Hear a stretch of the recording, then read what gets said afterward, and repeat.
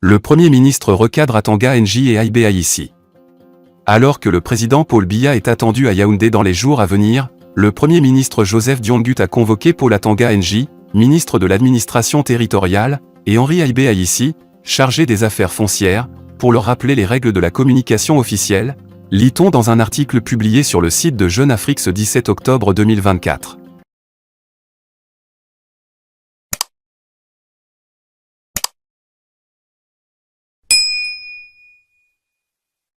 Paul Atanga NJ s'était rendu coupable d'une interdiction des débats autour de l'état de santé de Biya, tandis qu'Aïbé Aïssi avait proposé une prière publique en son honneur, initiative qui a été annulée. À en croire Jeune Afrique, le Premier ministre a précisé à l'endroit de Paul Atanga NJ et Henri Aïbé Aïssi que toute communication sur la santé du président doit émaner du cabinet civil de la présidence, et non d'initiatives individuelles, afin d'éviter toute confusion. L'UPC prépare l'élection présidentielle d'octobre 2025. Désignation du candidat le 10 avril 2025 à Yaoundé.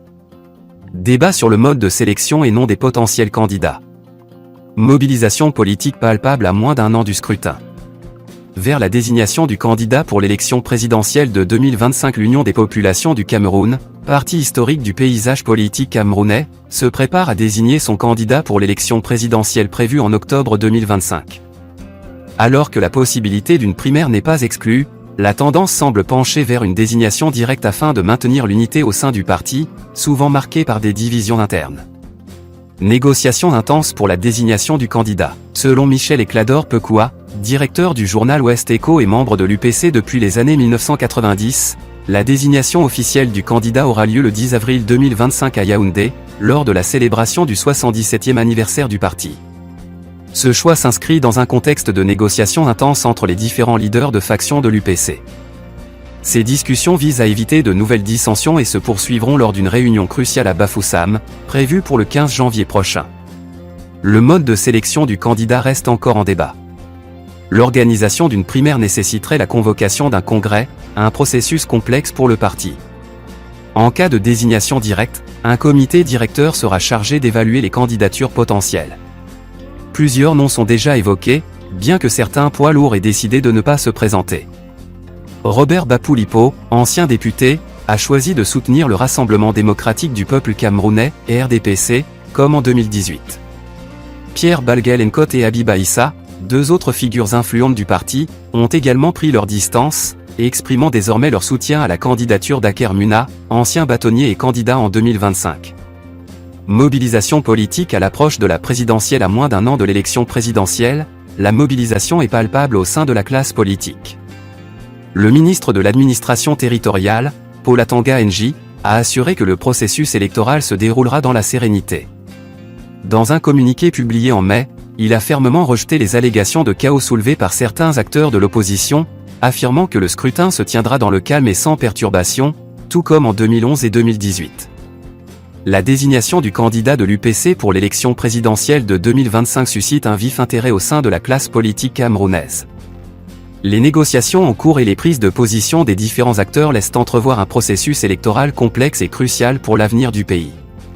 L'enjeu de l'unité au sein du parti et les alliances en jeu soulignent l'importance de cette désignation pour l'UPC. L'équipe de rédaction de Cameroun Magazine. Les révélations de Paul Chouta sur la santé de Paul Biya font trembler le Cameroun. Cancer de prostate, succession dynastique, pression populaire. La France s'inquiète. Santé, Biya, dernière nouvelle, chaotique, succession, cancer, prostate, pression, France, Cameroun, politique, instabilité. Santé de Biya, la mauvaise nouvelle est finalement tombée. Paul Biya, la vérité sur son état de santé et sa succession. Le journaliste Paul Chouta a récemment révélé en exclusivité que l'état de santé de Paul Biya, président du Cameroun, est préoccupant en raison d'un cancer de la prostate. Cette information a semé le doute et la panique, certains allant même jusqu'à prédire sa mort imminente. Mais qu'en est-il vraiment? Alerte sur la santé de Paul Biya dans un article intitulé Cameroun, Paul Biya très malade, la France panique, Paul Chouta persiste et signe sur l'état de santé fragile du président camerounais. Il évoque des tractations en cours pour une succession dynastique, avec Emmanuel Franck Biya comme potentiel successeur. Cette situation a suscité des réactions vives au Cameroun et à l'international. Impact sur la stabilité politique et économique. Les révélations de Paul Chouta ont eu des répercussions sur la perception du Cameroun sur la scène internationale. Des hommes politiques et des investisseurs ont exprimé leurs inquiétudes quant à une éventuelle instabilité politique. La crédibilité du pays sur les marchés financiers internationaux a été mise en doute, ce qui pourrait avoir des conséquences économiques importantes. Dans une vidéo, un intervenant confirme les problèmes de santé de Paul Biya liés à sa prostate, mais ne mentionne pas sa mort imminente. Cependant, il souligne les préoccupations de la France quant à l'avenir politique du Cameroun après le départ de Biya, laissant planer des incertitudes sur sa succession. La pression populaire s'intensifie, avec une partie de la population exprimant son opposition à une éventuelle succession d'Emmanuel Franck Biya. Cette situation complexe soulève des questions sur l'avenir politique du pays et la stabilité de la région. La situation autour de la santé de Paul Biya et de sa succession soulève des interrogations légitimes sur l'avenir du Cameroun. Les révélations de Paul Chouta ont mis en lumière les enjeux politiques et économiques liés à cette transition de pouvoir potentielle. Il est essentiel de suivre de près l'évolution de cette situation et ses implications pour le pays et la région. Un journaliste dénonce le clan Biya pour étouffer la vérité sur la santé de Paul Biya. Accusation de tentative de viol et de manipulation des médias.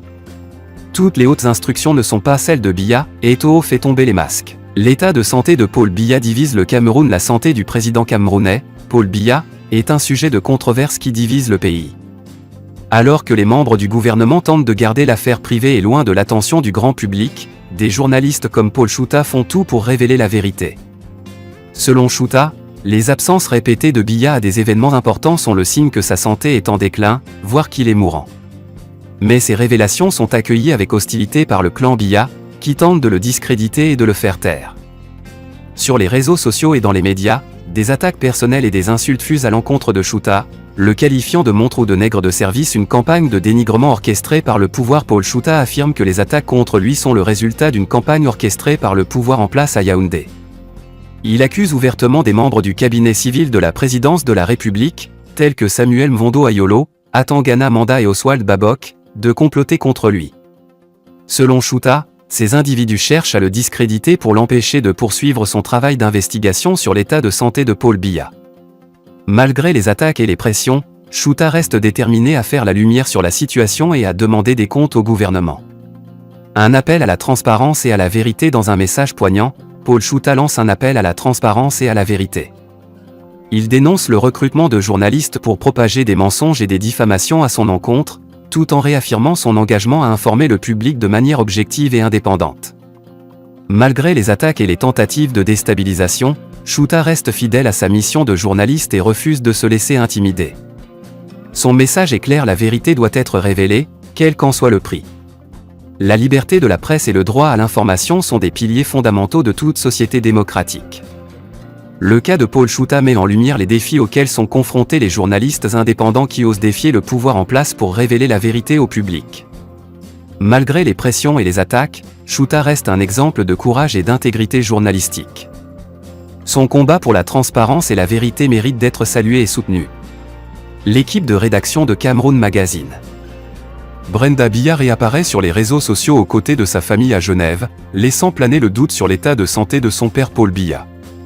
Malgré sa discrétion, elle partage des vidéos intrigantes.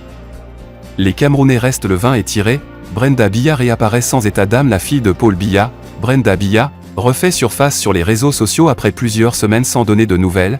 La fille de Paul Biya et Chantal Biya refait surface sur les réseaux sociaux. Selon Jeune Afrique, Brenda Biya était aux côtés de son père qui se repose à Genève. Elle n'y était pas seule, il y avait aussi Franck Biya, la première dame Chantal Biya et Samuel Mvondo Ayolo. Depuis les rumeurs sur l'état de santé de Paul Biya, Brenda Biya était devenue très discrète. Hier jeudi 17 octobre, elle refait son apparition sur la toile en partageant un fait divers, laissant ainsi les Camerounais penser qu'elle va bien, et par ricochet son père également. Les réactions sur la réapparition de Brenda Biya. La réapparition de Brenda Biya sur les réseaux sociaux a suscité diverses réactions. Certains y voient un signe que tout va bien pour le président Paul Biya, tandis que d'autres restent sceptiques quant à la véritable signification de ces publications. Wilfried Ekanga, par exemple, a commenté la sortie de Brenda Biya en soulignant les efforts déployés pour rassurer la population sur l'état de santé du président. Il écrit: ne cherchez pas trop à savoir ce que le premier fils du Cameroun dit dans sa série de vidéos. C'est une pure perte de temps. Bro, profite tranquillement de tes vacances. Nous, c'est un autre type de vacances qui nous intéresse. Une réapparition qui soulève des questions. La réapparition de Brenda Biya sur les réseaux sociaux soulève des questions quant à la communication autour de l'état de santé du président Paul Biya. Alors que les rumeurs et spéculations vont bon train, la publication de Brenda Biya semble être une tentative de rassurer la population. Cependant, certains restent sceptiques quant à la sincérité de ces publications et continuent de se poser des questions sur la véritable situation à Yaoundé. La réapparition de Brenda Biya sur les réseaux sociaux soulève des interrogations légitimes quant à la transparence de la communication autour de l'état de santé du président Paul Biya. Alors que les Camerounais s'interrogent sur la véracité des informations relayées, il est essentiel de rester vigilant et critique face à ces tentatives de communication. L'équipe de rédaction de Cameroun Magazine. Un avocat saisit le président de l'Assemblée nationale pour constater la vacance à la présidence. Paul Biya, 91 ans, n'a pas été vu en public depuis 46 jours. Une démarche constitutionnelle inédite qui suscite des spéculations sur son état de santé. Paul Biya coupe l'herbe sous les pieds de Kaveye Yegui. Révélation de Jeune Afrique. Un avocat camerounais saisit le président de l'Assemblée nationale pour constater une possible vacance à la présidence de la République. Un avocat camerounais vient de saisir le président de l'Assemblée nationale pour constater une possible vacance à la présidence de la République. Cette démarche sans précédent intervient alors que Paul Biya, 91 ans, n'a pas été vu en public depuis 46 jours et a manqué plusieurs rendez-vous diplomatiques majeurs. L'initiative s'appuie sur des dispositions constitutionnelles et pourrait déclencher un processus de constat officiel de vacance du pouvoir, dans un contexte de spéculation croissante sur l'état de santé du chef de l'État camerounais. Une démarche constitutionnelle inédite d'après la loi, en cas de vacance à la présidence de la République, c'est le président de l'Assemblée nationale qui est la seule personne habilitée à saisir le Conseil constitutionnel. C'est donc à l'aune de cette disposition constitutionnelle que Maître Tanfu Richard, avocat au barreau du Cameroun et du Nigeria, a écrit à Kaveye Djibril, président de l'Assemblée nationale du Cameroun pour qu'il saisisse à son tour Clément Atangana, président du Conseil constitutionnel afin qu'il constate la vacance au sommet de l'État. Une absence prolongée et des spéculations. Soulignons que pour une première dans l'histoire du Cameroun, un président est absent à son poste depuis 46 jours. C'est Paul Biya. Il ira au-delà des 46 jours car Biya est fini. Il ne rentrera ni demain ni après-demain. Il est parti du Cameroun depuis le 2 septembre et n'est plus jamais revenu. Personne ne l'a non plus aperçu en public depuis le 8 septembre 2024, et ce après avoir manqué d'importants rendez-vous diplomatiques, auxquels il avait pourtant confirmé sa présence. Il s'agit notamment de l'Assemblée générale des Nations unies, du sommet de la francophonie en France, de la conférence sur le développement durable à Hambourg en Allemagne où il devait également rencontrer le chancelier allemand. La démarche de l'avocat camerounais soulève des questions cruciales sur la stabilité politique du pays et la transparence autour de la santé et de la présence du président. L'absence prolongée de Paul Biya et les spéculations qui l'entourent mettent en lumière l'importance de la communication gouvernementale et de la responsabilité des dirigeants envers leur peuple. Cette situation inédite souligne également la nécessité d'une transition politique pacifique et démocratique au Cameroun.